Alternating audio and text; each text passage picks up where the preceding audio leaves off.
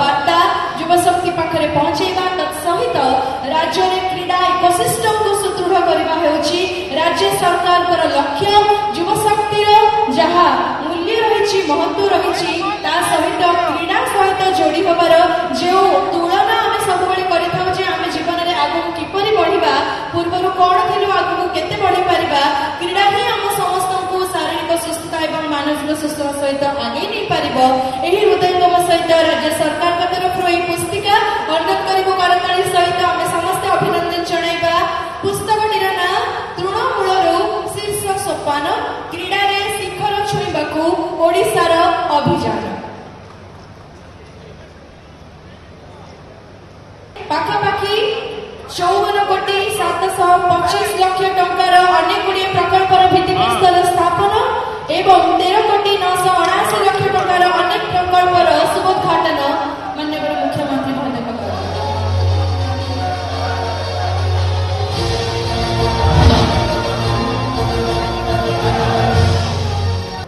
संस्कृति और ऐतिह्यर नगरी ए आस्कारे अनुष्ठित होता आज ओडिशा रे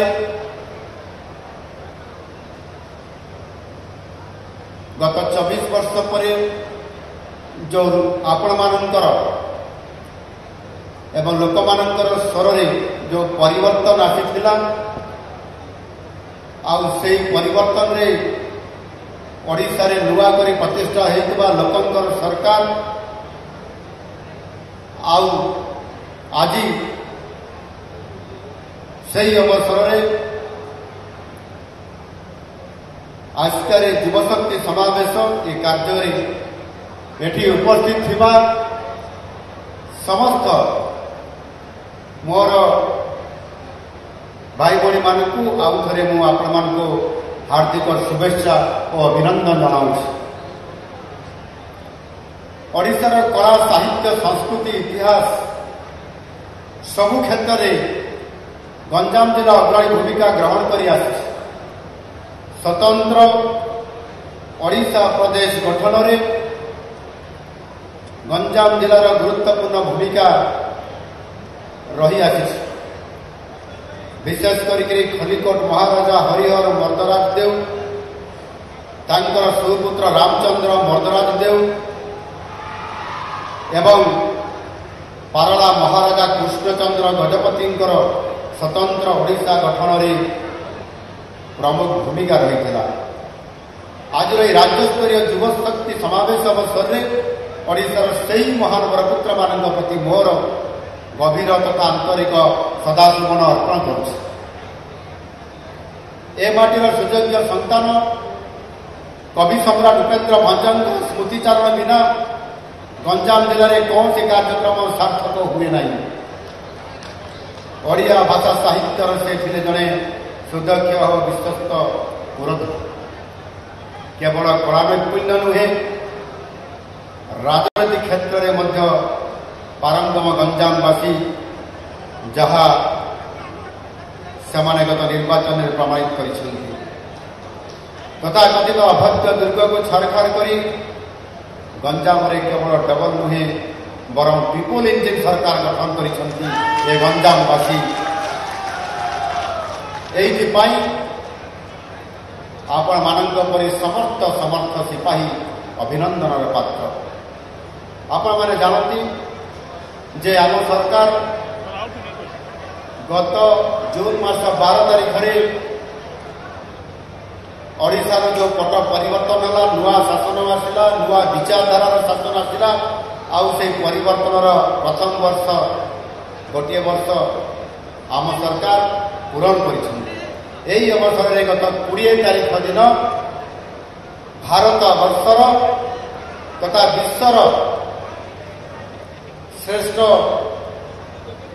नेता यशस्वी प्रधानमंत्री नरेंद्र मोदी जी ओडिशा आसी आम समस्त को उद्बोधन देते। मोदी जी कही कानाडा समय राष्ट्रपति ट्रम्प फोन जगे अमेरिका जावाई से अनुरोध करते किंतु जगन्नाथ धाम को आसवाई से अमेरिका राष्ट्रपति अनुरोध को मध्य ग्रहण करि नथिले। महाप्रभु को आशीर्वाद और ओडिशावासी प्रति तांकर सीमाहीन भल पाइबा तांको ओडिशा को टाणी आनिला। एथिरु आपण माने अनुमान करि परिबे मोदी जी ओडिशावासी को केते स्नेह आउ श्रद्धा करती एवं ओडिशा विकास प्रति तांकर दायित्वबद्धता को एइथिरु ही आमे एइ कारण ताहा दर्शाउछ। जो 12 तारीख आम केवल कैलेंडर एक अन्य दिन परी एक तारीख हो पारे किंतु निश्चित भाव यह आम अति महत्वपूर्ण और गुरुत्वपूर्ण। आम माननीय प्रधानमंत्री मोदी जी मार्गदर्शन पाइछु जे सफलतार आत्मविभर हवा उचित नुहे। आम सरकार लोकों सेवारे निजक सदा सर्वदा उत्सर्ग कर आसुअछि। एणु 12 तारीख जिते बड़े वर्षा प्रति पालन आम आरंभ करले ता परदिन ठारू सर्वप्रथमे मु कटक जाइଥିଲି राज्यस्तरीय महिला शक्ति समावेश जोगदेवा एवं सेठी राज्य सरकार महिला सशक्तिकरण जो ऐतिहासिक पदक्षेप आम सरकार नहीं सुभद्रा योजना लाखपति दीदी तैयारी करिबारे भारत वर्ष में प्रथम स्थान अधिकार करवा ये कार्यक्रम को सफल रूपायन कर लाखपति दीदी मान सहित मिसिबा ये पड़ी एक भव्य कार्यक्रम में मु योगदान कर सभी जानती युववर्ग होती आम समाजर शक्ति सामर्थ्य एवं भविष्य। आपण मैंने होती असीमित शक्तिर भंडार। आम देशर जनसाधारण हाराहारी बयस होची 68। 18 वर्ष रु 35 वर्ष मध्य भारतर जनसंख्या होची 60 कोटी रु अधिक। तेणु जदि आम युवशक्ति देखा तेबे भारत पृथ्वीर सबुठारु अग्रणी देश हिसाब से आज सबुठारु युवशक्ति आज भारत वर्ष अच्छी। आम ओडिशा रे मध्य एक तथ्य जना जाए जे 15 रु 35 वर्ष मध्य आम राज्यर जनसंख्या युव नेतृत्व होची प्राय 1,70,00,000। यदि सबुठु प्रोडक्टिव एज ग्रुप रे जते लोक अच्छा तेरे आम सामर्थ्य आप अनुभव करें केते युवक आम ओडिशा रे मध्य आज अच्छा से नेतृत्व नापाई एठी प्रस्तुत अच्छा। आमर यही विपुल युव शक्तिर सामर्थ्य उपर भरोसा करी आम भविष्य रोड मैप प्रस्तुत कर सबु संभव मूल रही शिक्षा। बिना गुणात्मक शिक्षा युव समाज भविष्य अंधार। तेणु आम सरकार आसवा मात्रे गत 5 वर्ष धरी गत सरकार समय केन्द्र में लागू करा जाइथिबा जातीय शिक्षा नीति 2020 ताको राज्यर थिबा गत 24 वर्ष सरकार ताको लागू करू नथिले। आम सरकार आसिला मात्रे शिक्षा व्यवस्था मध्य प्राथमिक शिक्षा को गुरुत्व आरोप करने सहित जातीय शिक्षा को कार्यकारी आम करेलु। पूर्व सरकार प्राथमिक शिक्षा को अवहेला करथिले।